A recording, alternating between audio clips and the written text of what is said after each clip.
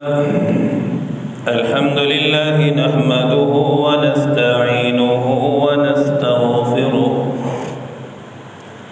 ونؤمن به ونتوكل عليه ونعوذ بالله من شرور أنفسنا ومن سيئات أعمالنا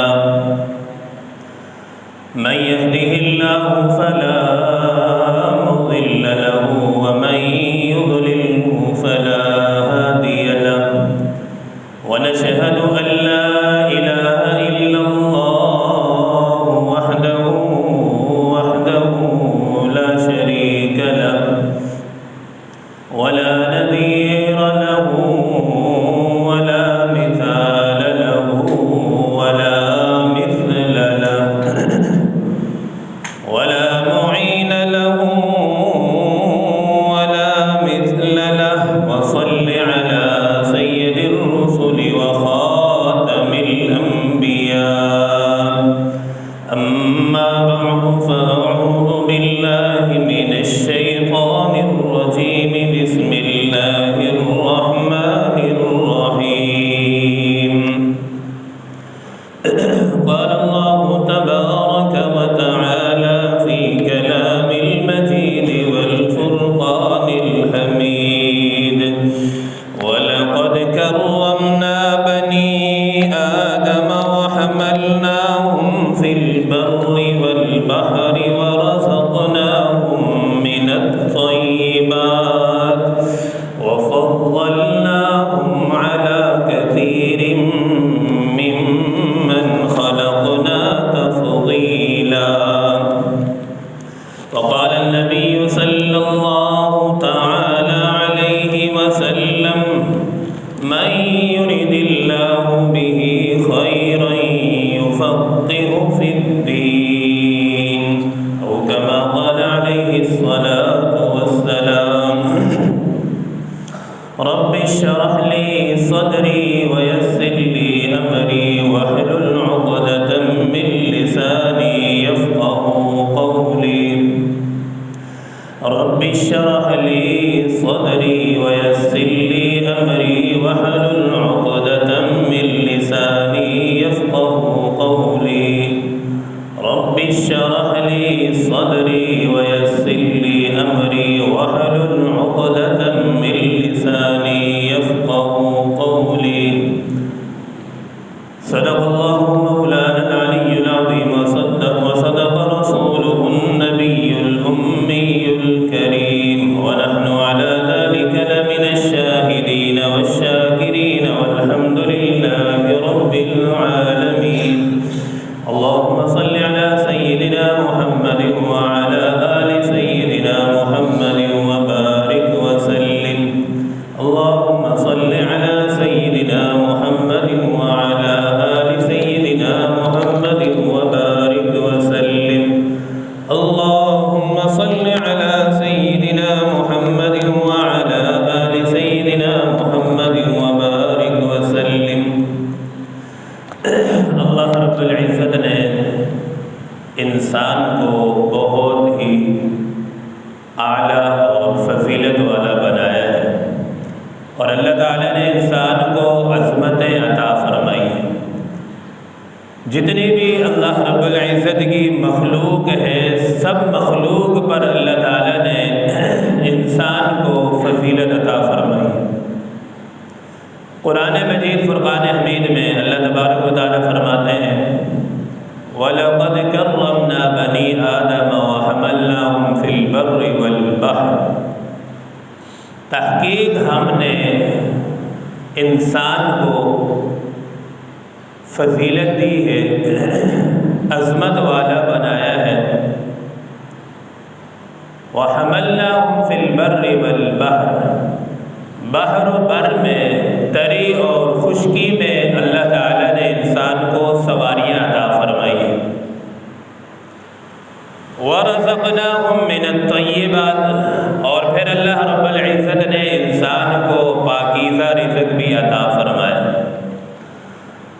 वफ़ज़्ज़लनाहुम अला कसीरिम मिम्मन खलक़ना तफ़ज़ीला और फिर अल्लाह रब्बुल इज़्ज़त ने सारी پر انسان کو فضیلت عطا فرمائی۔ اب انسان کی جو عظمت ہے اور فضیلت ہے یہ دو چیزوں کی بنیاد پر ہے۔ ایک تو علم نافع ہے، اس وجہ سے انسان کو اللہ رب العزت فضیلت عطا فرماتا ہے۔ دوسرا یہ کہ عمل صالح، یہ دو چیزیں جب جس انسان پر ہوں گی تو وہ انسان سب سے اعلیٰ ہے فضیلت میں۔ کوئی یہ نہ سمجھے کہ میں زیادہ طاقتور ہونے کی بنیاد پر فضیلت حاصل ہے۔ اگر زیادہ طاقت کی بنیاد ہم دیکھتے ہیں تو اللہ رب العزت نے شیر کو بہت زیادہ طاقت عطا فرمائی، لیکن شیر کو کوئی فضیلت حاصل نہیں ہے۔ اگر یہ سمجھے کہ انسان کو فضیلت اس بنیاد پر حاصل ہے کہ وہ زیادہ حسن و جمال میں بہت آگے ہے، تو اللہ رب العزت نے پرندوں کو اتنا حسین بنایا ہے کہ جس کی کوئی مثال نہیں ہے۔ ہاں اگر کوئی یہ سمجھے شاید میں اس وجہ سے فضیلت والا ہوں کہ مال و دولت میرے پاس بہت زیادہ ہے، تو یاد رکھے مال و دولت کی بھی اللہ رب العزت کے ہاں کوئی قدر و قیمت نہیں۔ اللہ کے خزانوں میں مال و دولت بھی بہت ہے۔ اگر اللہ رب العزت کے ہاں مال و دولت کی قدر و قیمت ہوتی تو قارون، فرعون، حامان، بڑے بڑے کافروں کو اللہ رب العزت دنیا کا ذرہ بھی عطا نہ فرماتا۔ ہم دیکھتے ہیں دنیا میں کافروں کے پاس بڑا مال و دولت ہر چیز ہے، لیکن مال و دولت کا آ جانا یہ انسان کی فضیلت کا سبب نہیں ہے۔ سبب صرف دو چیزیں ہیں، علم اور عمل صالح۔ جس انسان کے پاس یہ دو چیزیں ہوں گی وہ انسان بڑا قدر و قیمت اور فضیلت والا انسان ہوگا۔ اب علم نافع جو ہے اس کی تعریف کیا ہے؟ علم نافع کی تعریف یہ ہے کہ جس علم کے ذریعے سے انسان کے دل میں نور پیدا ہو وہ علم نافع۔ اب اگر علم سے دل میں نور نہیں پیدا ہوتا تو وہ سمجھ لیں وہ علم صرف معلومات کی حد تک ہے، وہ علم نافع نہیں ہے۔ وہ علم غیر نافع جو انسان کو نفع نہیں دیتا۔ دوسرا عمل صالح ہے، جب ظاہر سی بات ہے علم نافع آئے گا، دل میں نور پیدا ہوگا تو اس کی وجہ سے پھر انسان کی زندگی میں عمل بھی پیدا ہوگا۔ حضرت حسن بصری رحمہ اللہ نے اس کی بہترین تعریف کی ہے علم نافع کی۔ حضرت حسن بصری فرماتے ہیں کہ العلم علمان، علم کی دو قسمیں ہیں۔ پہلے علم ہے کہ علم فی القلب فذلک علم نافع، کہ علم نافع وہ جو دل میں نور پیدا ہو یہ علم نافع ہے۔ اور دوسرا یہ ہے کہ علی وجہ اللسان، دوسرا علم یہ ہے کہ انسان کی خالی زبان پر باتیں ہی ہو۔ فذلک حجت اللہ علی ابن آدم، اور یہ جو خالی زبان پر باتیں ہوتی ہیں نا تو یہ انسان پر حجت ہوگی۔ بہت سارے لوگوں کو آپ نے دیکھا ہوگا اگر باتوں میں آپ بٹھا دیں تو گھنٹوں گھنٹوں ایسی معلومات آپ کو دیں گے، سمجھائیں گے کہ انسان کی عقل حیران رہ جاتی ہے، لیکن اگر عمل کے میدان میں آپ انہیں دیکھیں بالکل زیرو ہوتے ہیں۔ تو یہ ہوتا ہے علم غیر نافع، کہ علم تو ان کے پاس معلومات ہوتی ہیں لیکن علم نافع نہیں ہوتا۔ امام الانبیاء صلی اللہ علیہ وسلم نے ایسے علم سے پناہ مانگی ہے جو غیر نافع ہو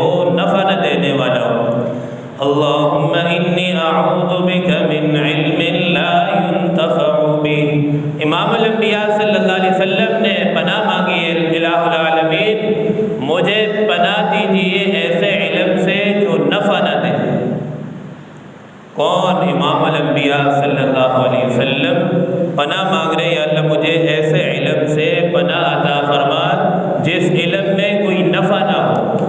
اب ظاہر سی بات ہے جس علم میں نفع نہیں ہوگا، اب جو ایک ایک بات میں کر رہا ہوں، یہ اس ایک ایک بات پر قیامت والے دن مجھ سے بھی سوال ہوگا کہ بتاؤ خود اس پر تم نے کتنا عمل کیا۔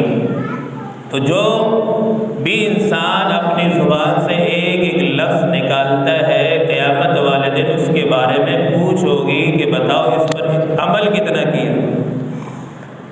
تو آج کی مجلس میں علم کے 15 فضائل میں عرض کر کے بات ختم کروں گا۔ علم کے بڑے فضائل ہیں، ان میں سے قرآن و حدیث کی روشنی میں پہلا ایک علم کی فضیلت یہ ہے کہ قرآن پاک میں اللہ پاک فرماتے ہیں یرفع اللہ الذین آمنوا منکم والذین اوتوا العلم درجات۔ اللہ تعالیٰ نے اہل ایمان کے درجات بلند فرمائے ہیں۔ اب اہل ایمان کا ذکر اللہ تعالیٰ نے فرمایا ہے۔ اہل ایمان وہی لوگ ہوں گے جن کے اندر علم ہوگا۔ اب جن کے اندر اگر علم نہیں ہوگا تو وہ اہل ایمان نہیں کہلائیں گے، لیکن اس کے باوجود اللہ رب العزت نے اہل علم کے لیے الگ آگے فرمایا والذین اوتوا العلم درجات، اور وہ لوگ جو علم والے ہیں ان کے بھی اللہ نے درجات بلند کیے۔ اب یہ بھی بہت بڑی فضیلت ہے کہ ایمان والوں میں اہل علم آگے، لیکن اس کے باوجود اللہ رب العزت نے الگ سے تذکرہ فرمایا کہ جو علم والے ہیں ان کے بھی اللہ نے درجات بلند کیے۔ علم کی بڑی فضیلت ہے۔ دوسری جگہ اللہ تعالیٰ فرماتے ہیں شہید اللہ انہ لا الہ الا هو والملائکہ۔ اب جب باری آتی ہے کہ اللہ رب العزت کی ذات کی توحید کی گواہی دینے کے لیے، اب جتنی بڑی گواہی چاہیے ہے تو گواہ بھی اتنے بڑے ہونے چاہیے، تو اللہ تعالیٰ نے سب سے پہلے فرمایا شاہد اللہ، اللہ تعالیٰ اپنی توحید پر تو سب سے پہلے خود گواہ ہے، پھر فرمایا والملائکۃ، پھر اس کے بعد ملائکہ اس پر گواہ ہے کہ اللہ کی توحید پر۔ توحید کیا ہے کہ لا الہ الا اللہ، اللہ کے سوا کوئی معبود نہیں ہے۔ پھر آگے فرمایا وَأُولُو الْعِلْمِ قَائِمًا بِالْقِسْطِ، پہلی گواہی اللہ رب العزت خود دیتے ہیں کہ اللہ کے سوا کوئی معبود نہیں۔ پھر دوسری گواہی فرشتوں کی گواہی ہے۔ پھر آگے تیسرے نمبر پر فرمایا وَأُولُو الْعِلْمِ، اہل علم علماء بھی اس پر گواہ ہیں۔ اب یاد رکھیں جس پر جتنے گواہ چاہیے ہوتے ہیں اس پر گواہوں کے لیے معتبر ہونا بھی ضروری ہے۔ ایسے غیر نتھے کو اٹھا کر گواہ نہیں بنایا جاتا، تو یاد رکھیں پھر گواہوں کی جرح تعدیل بھی ضروری ہوتی ہے۔ اب گواہ کون بنا رہا ہے؟ کس پر؟ توحید پر، اور انتخاب اللہ رب العزت کا ہے، اور علماء کو اس پر گواہ بنائے، یہ علم کی بہت بڑی فضیلت ہے۔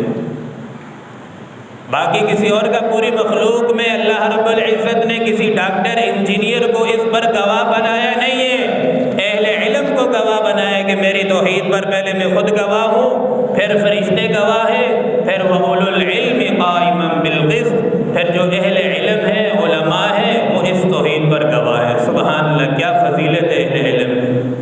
تیسرے نمبر پر اللہ تعالیٰ نے ارشاد فرمایا وَعَلَّمَ آدَمَ الْأَسْمَاءَ كُلَّهَا ثُمَّ عَرَضَهُمْ عَلَى الْمَلَائِكَةِ، اللہ رب العزت نے آدم علیہ السلام کو مسجود الملائکہ بنایا۔ جتنے بھی فرشتے ہیں سب کو حکم ہوا کہ آدم علیہ السلام کو سجدہ کرے، اور سجدہ کس بنیاد پر تھا؟ علم کی بنیاد پر، کہ آدم علیہ السلام کو اللہ نے جو علم عطا فرمایا ہے اس علم کی فضیلت کی وجہ سے سارے فرشتوں کو حکم ہوا کہ اسجدوا لآدم، آدم علیہ السلام کو سجدہ کرے۔ پھر آگے قرآن میں دوسری جگہ اللہ رب العزت فرماتے ہیں قُلْ هَلْ يَسْتَوِي الَّذِينَ يَعْلَمُونَ وَالَّذِينَ لَا يَعْلَمُونَ، اللہ پاک فرماتے ہیں کہ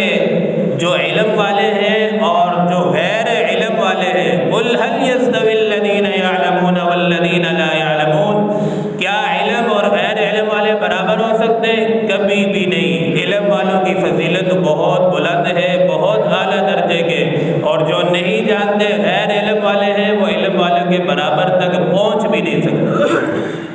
تو اہل علم کی بڑی فضیلت ہے، اہل علم کے بڑے درجات ہیں۔ ایک جگہ اور اللہ رب العزت ارشاد فرماتے ہیں، حضرت لقمان علیہ السلام کو اللہ رب العزت نے بڑی دانائی اور حکمتیں عطا فرمائی تھی۔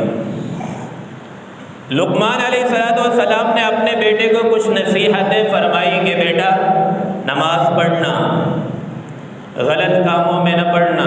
یہ جتنی نصیحتیں ہیں علم کی، اللہ نے لقمان علیہ السلام کی ساری نصیحتوں کو اٹھا کر اللہ نے قرآن میں ذکر فرما دیا، گویا کہ قرآن کی آیتیں بنا دی، اور قیامت تک جتنے بھی انسان آئیں گے جب تک نصیحتیں نہیں پڑھیں گے آگے نہیں چلیں گے۔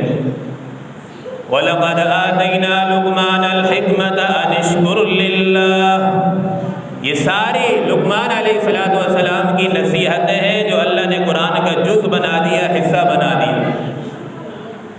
یوسف علیہ السلام کو جب اللہ رب العزت نے علم عطا نہیں فرمایا تھا تو یوسف علیہ السلام مصر کے بازاروں میں سستے داموں میں بکتے رہے۔ وَشَرَوْهُ بِثَمَنٍ بَخْسٍ دَرَاهِمَ مَعْدُودَةٍ، بازار میں ریٹ لگ رہے، سستے دام لگ رہے یوسف علیہ السلام کے کہ بھائی کوئی ہے خریدار جو یوسف علیہ السلام کو خرید لے۔ اور یہ بکتے بکتے یوسف علیہ السلام جب جیل میں پہنچ جاتے ہیں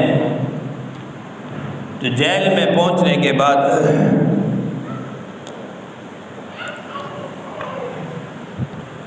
یوسف علیہ السلام جب جیل میں پہنچ جاتے ہیں، وَلَمَّا بَلَغَ أَشُدَّهُ آتَيْنَاهُ حُكْمًا وَعِلْمًا، اب جیل میں پہنچ گئے اور اللہ رب العزت نے جب علم عطا نہ کیا تو یہ قیمت لگ رہی تھی، کوڑی کے داموں میں فروخت ہو رہے، لیکن جب جیل میں پہنچے تو اللہ پاک فرماتے ہیں وَلَمَّا بَلَغَ أَشُدَّهُ آتَيْنَاهُ حُكْمًا وَعِلْمًا، اب جب اللہ نے یوسف علیہ السلام کو علم و حکمت عطا فرما دیا، پھر کیا ہوا؟ جیل سے اٹھا کر رب تعالیٰ نے شاہی محل میں پہنچا دیا۔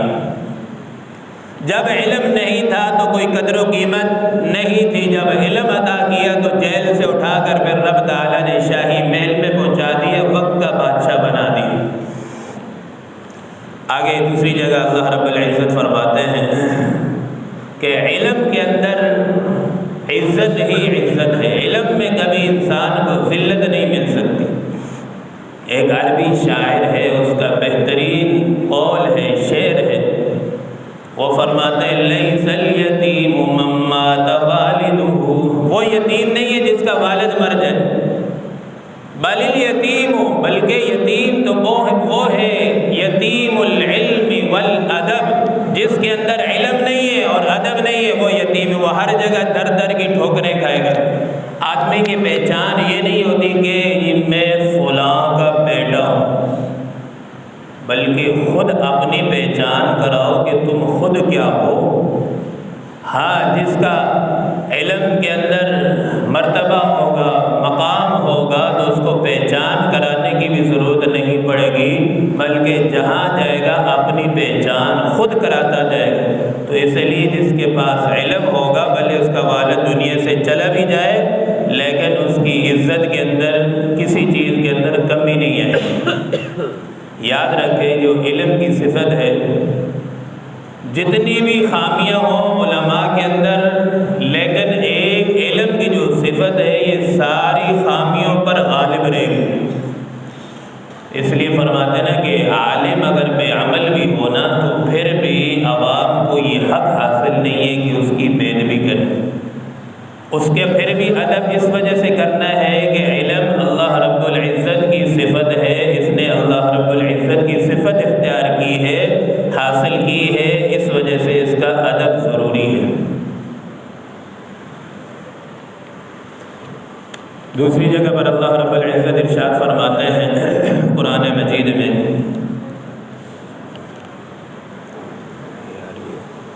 پانی کی موٹر میں نے چلائی کہ دیکھو آ رہا نہیں ہے، بند کر دو۔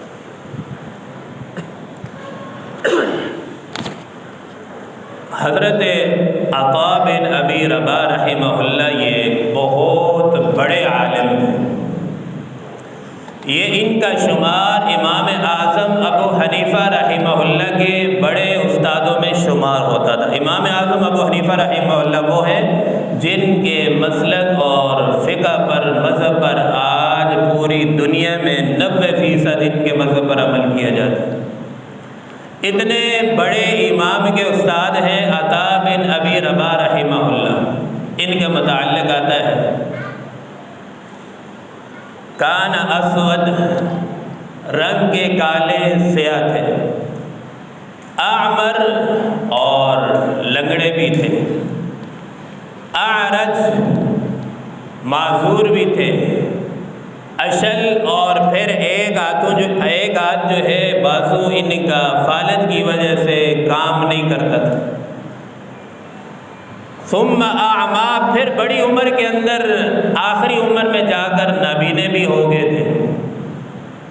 مقام کیا تھا؟ کالے بھی تھے، لولے بھی تھے، لنگڑے بھی تھے، بینگے بھی تھے، معذور بھی تھے، ایک ہاتھ بھی کام نہیں کر رہا تھا، آخری عمر میں آنکھوں سے بھی نابینے ہو گئے، لیکن علم کی وجہ سے اللہ رب العزت نے وہ مقام عطا فرمایا کہ امام اعظم ابو حنیفہ رحمہ اللہ کے اساتذہ میں بڑے استاد تھے، اور آج بھی ان کا تذکرہ کیا جاتا ہے تو بڑے فخر کے ساتھ ان کا تذکرہ کیا جاتا ہے۔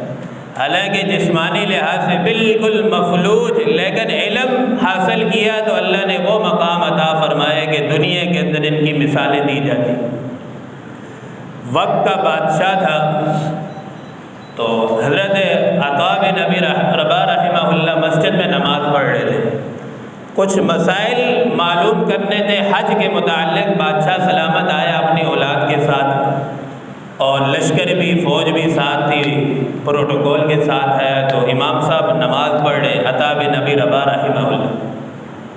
بادشاہ کو بیٹھ کر انتظار کرنا پڑا کہ جب نماز سے فارغ ہو جائیں پھر حضرت سے مسائل معلوم کر کے پھر چلتے ہیں آگے۔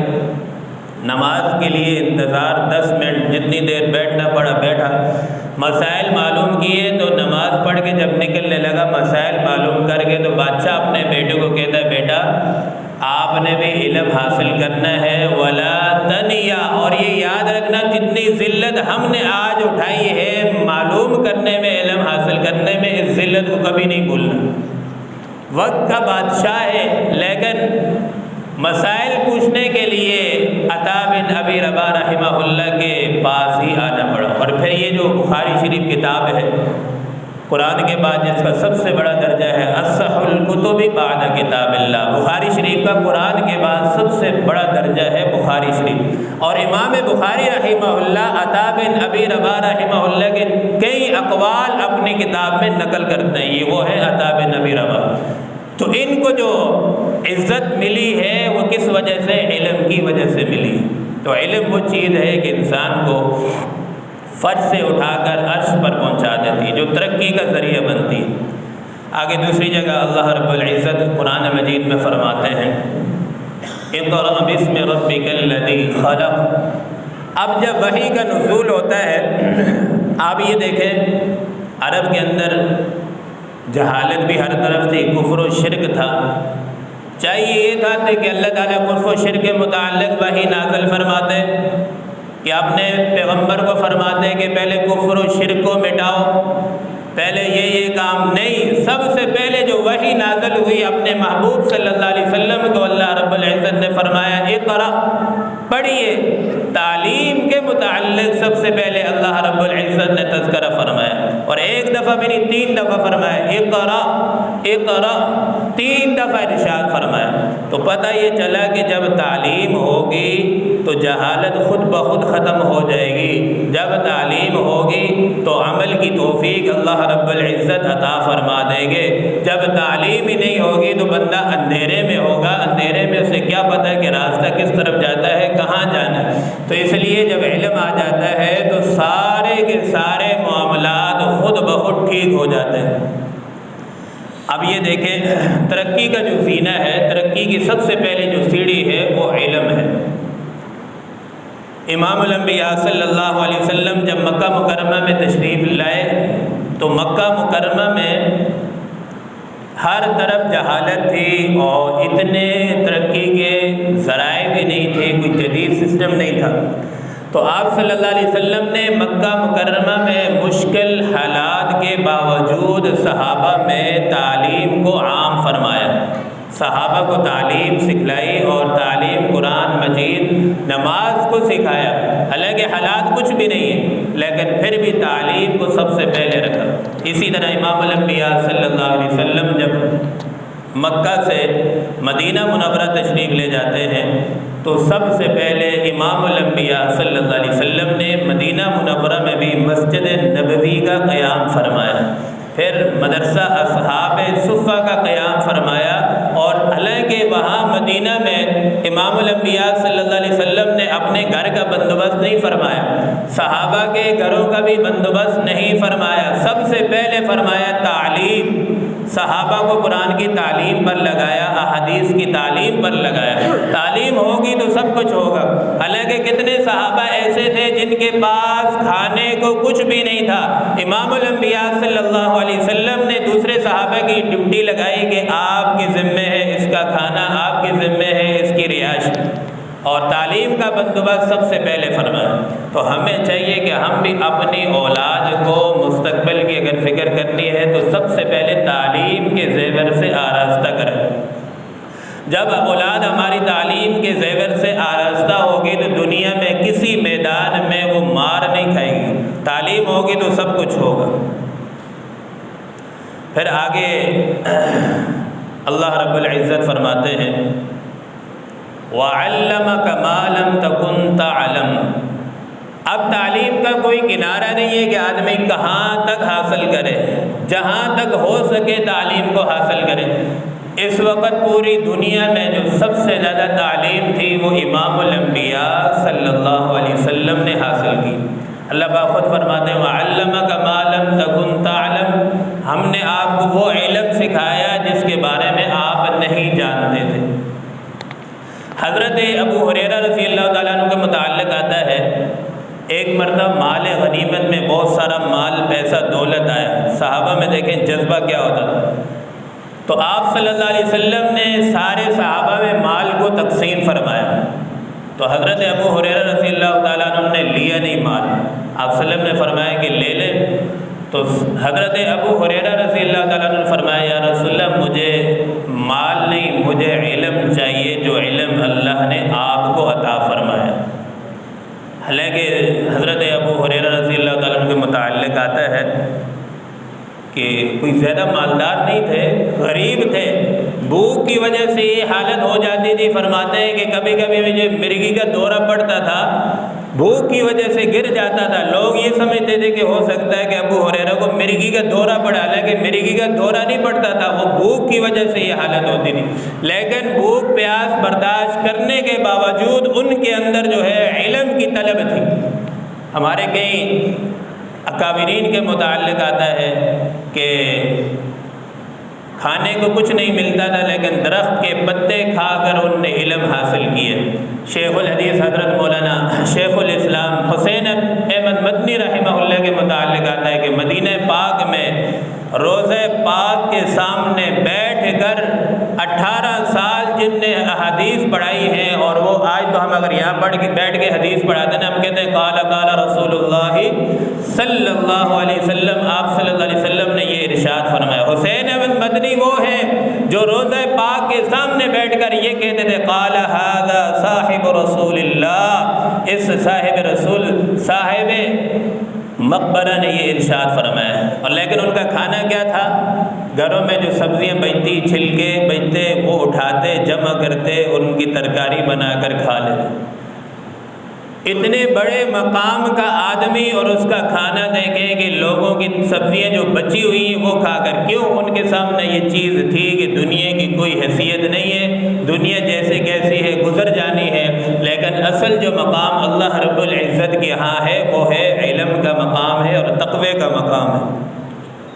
تو ہمیں بھی چاہیے کہ ہم اپنی اولاد کو کم سے کم خود اگر عالم نہ بن سکے تو اپنی اولاد کو ضرور عالم بنائیں۔ اور جو آدمی علم کا راستہ اختیار کر لیتا ہے تو حدیث پاک میں آتا ہے من سلک طریقا یلتمس بہ، تو اللہ تعالیٰ اس کے لیے جو علم کا راستہ اختیار کرتا ہے سہل اللہ لہ طریقا الی الجنہ، تو اللہ تعالیٰ اس کے لیے جنت کا راستہ آسان فرما دیتے ہیں۔ گویا کہ جس نے علم کے راستے کا انتخاب کیا اس نے جنت کے راستے کا انتخاب کیا۔ بات کو میں سمیٹ رہا ہوں، وقت پورا ہو رہا ہے۔ ایک حدیث میں امام الانبیاء صلی اللہ علیہ وسلم نے جو اہل علم ہیں ان کے لیے دعا فرمائی ہے۔ دعا کیا فرمائی ہے؟ نظر اللہ تعالیٰ اس آدمی کو سرسبز و شاداب رکھے۔ عمران کون آدمی؟ من سمع مقالتی وحفظها وودعا، اور جو آدمی میری بات کو سنے، حدیث کو سنے، پھر اسے زبانی یاد کر لے، محفوظ کر لے، پھر اسے فرب مبلغ، پھر اسے آگے بھی پہنچائے، تو ایسے آدمی کے لیے، اہل علم کے لیے اللہ کے پاک پیغمبر صلی اللہ علیہ وسلم نے دعا فرمائی۔ تو خلاصہ کلام پورے بیان کا یہ نکلا کہ دیکھیں علم چھوٹی عمر میں بھی حاصل کر سکتے ہیں، بڑی عمر میں بھی حاصل کر سکتے ہیں۔ تو ہم اگر خود حاصل نہیں کر سکے تو کم از کم ہم اپنی اولاد کو عالم بنائیں، حافظ بنائیں۔ اور پھر جو بڑے حضرات ہیں، آج بھی ایسے مدارس موجود ہیں جو 2 گھنٹے 3 گھنٹے دے کر عالم کا کورس کرواتے ہیں، تو یہ تمنا اگر جس کے دل میں ہو تو اب بھی پوری کر سکتے ہیں۔